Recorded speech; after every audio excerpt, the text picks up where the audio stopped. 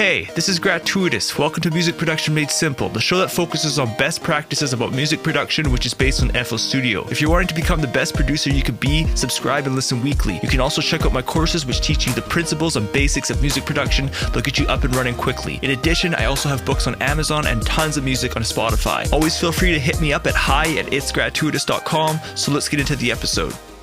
All right, hey, what's up, everybody? Welcome to episode number 6. In this episode, we're going to be talking about the different approaches to making a beat. Now, I'm not talking about sampling versus original compositions. I'm talking more about the order of your sequence of events. So, for example, do you create like your instruments first, or do you create like your drum loop first, or do you do both at the same time? Don't forget, you guys can support this podcast for $5 a month. Just come to itsgratuitous.com/podcast. You guys will see a subscribe button there. And as well as, I just want to talk about a few of the courses which we will be talking about within this episode. The first one is, sample your own music. And the whole benefit of sampling your own music is you're not having to worry about copyright, right? So copyright is something that you do want to avoid, especially when you're, working with other people's music. When you could really get the same benefit of sampling your own music, get that same sampled sound, but you don't have to worry about copyright. Okay, so that's just one thing that you want to think about. And again, you guys can check out Sample Your Own Music. Again, all these courses are within my membership. It's just $10 a month and you get access to all of the courses, okay? The next course I want to talk to you about is called Music Theory and Chords for Beatmakers. Now, I actually play the piano, so I actually walk the talk. I'm not just this person who's just read a book and now I'm trying to teach you a course on what I just read. No, I actually know how to play the piano. I can improvise. And, the whole goal behind learning the piano from a beatmaker's perspective is we're trying to learn about how to create catchy loops. That's the whole goal, okay? Because if you're trying to learn the piano like a classical piano player, in my opinion, from a beatmaker's perspective, you're learning the piano wrong, okay?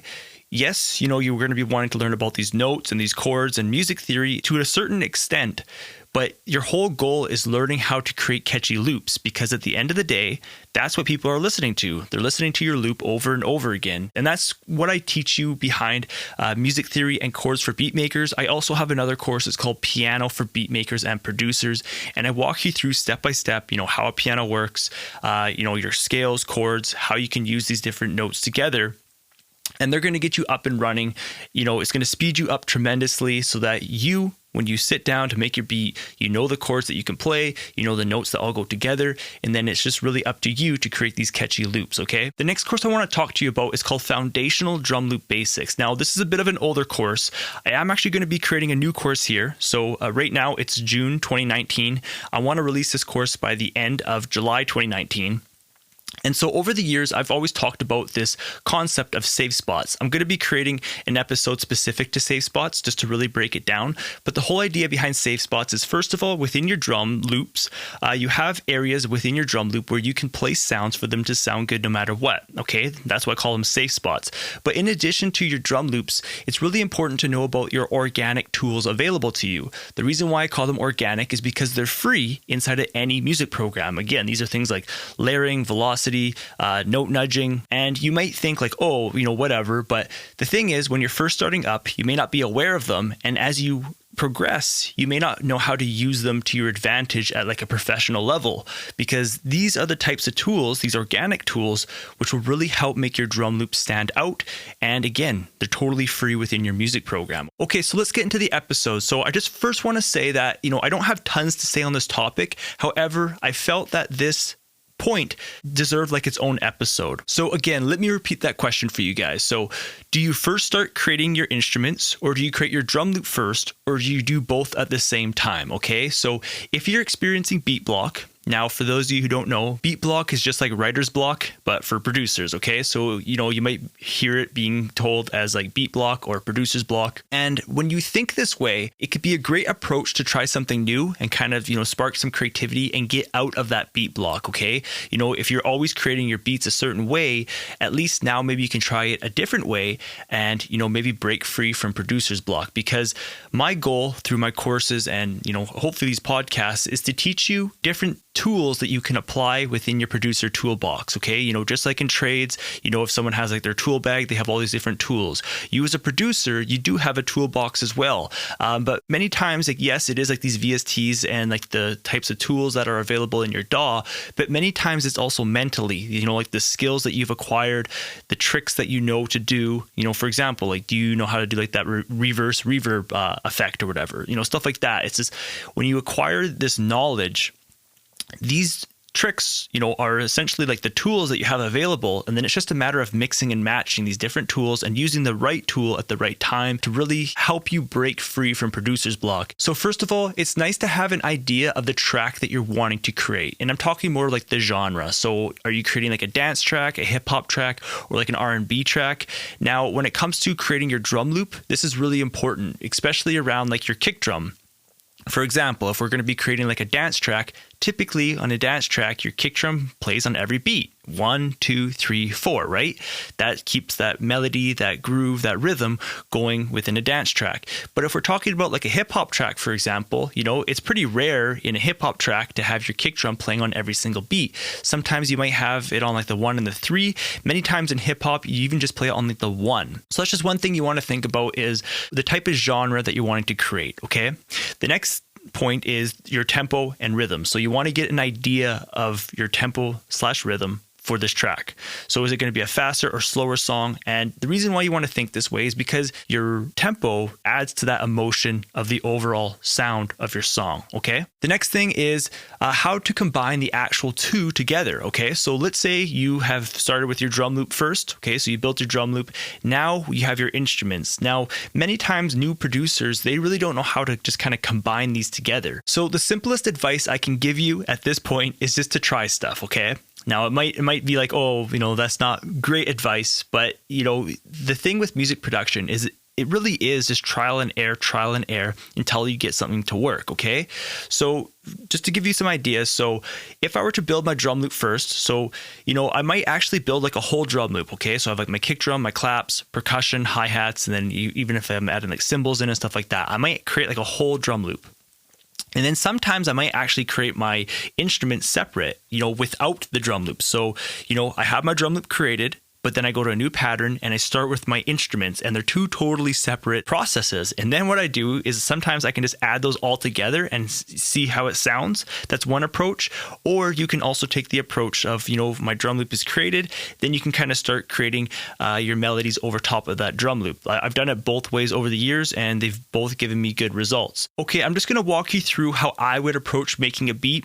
Now, for myself, I really don't have a set way to make a beat. And that's the reason why I wanted to make this episode, because sometimes I start with my drum loop, sometimes I start with my instruments, sometimes I kind of do them both together. It totally just depends on how I feel that day, on how the sounds are kind of going together, and just the flow of that day, really. So many times though, I will start with like a kick drum and a clap. I'll put my clap on the 2 and the 4.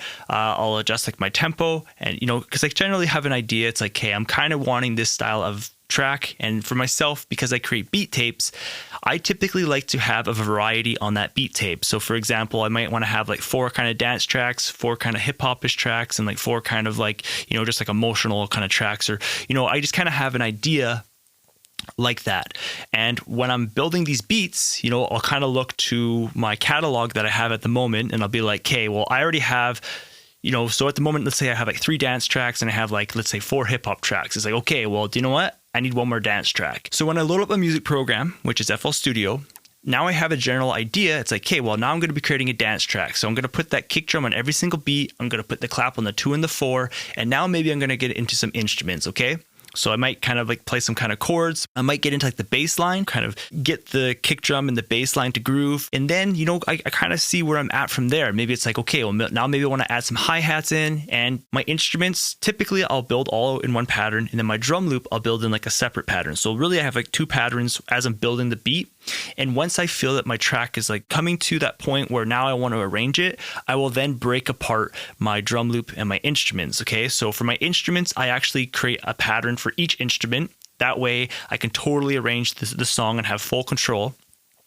And then when it comes to my drum loop, I think about what sounds are together. So typically when it comes to my kick drums, it's like, okay, well, that's one pattern. And if I have my claps, let's say I have 4 claps, and I'm doing lots of layering and stuff like that, those 4 claps, that's one pattern, okay? And then again, if you've watched my courses, I show you guys always how to color code and label properly to make it really, really simple, because as your project starts to grow, it makes it really easy to know where everything is, okay? So again, I color on the step sequencer, on the playlist, and mixer. And if you color first in the step sequencer, the color and the label follow you to the mixer. That's why it's really important to organize yourself first in FL Studio before you bring it into the mixer. And it just makes it super, super easy come arrangement time and stuff like that, okay?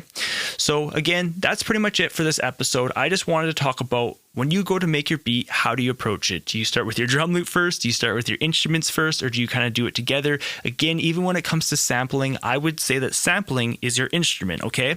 So do you start with your actual sample first, or do you start with your drum loop first? And it's just something to think about. As soon as you get stuck making your beats, these are just different ways, again, these different tools that you have in your toolbox that you can try to essentially force your track to work, okay? And again, all the links I've talked about in this episode are going to be on this actual episode's page on my website. Again, this is episode number 6. So again, I talked about my book, that's Safe Spots. That's a really, really cool book for you guys just to learn about your drum loops and the different organic tools you have available to you. I talked to you about 3 different courses, actually 4 different courses. I talked to you about sample your own music. That's going to help you avoid copyright while at the same time getting that same sampled sound. That way you can sell your music and not have to worry about someone else's copyright. Music theory and chords for beat makers, as well as piano for beat makers and producers. That is 2 separate courses. One teaches you more about the music theory. The other one actually teaches you how to improvise on the piano as a beat maker. Super, super cool course. That has probably been my best seller. And I talked to you about foundational drum loop basics. And, that's really where Safe Spots has stemmed from. That's where I created that book. And then I will be creating a new course. Again, the course will be called Safe Spots. And it's just going to be an extension off of that book, just kind of clarifying a step-by-step video course. And I'm hoping to release that by the end of July 2019. Okay, so thanks for tuning in. And I'll talk to you guys in the next episode.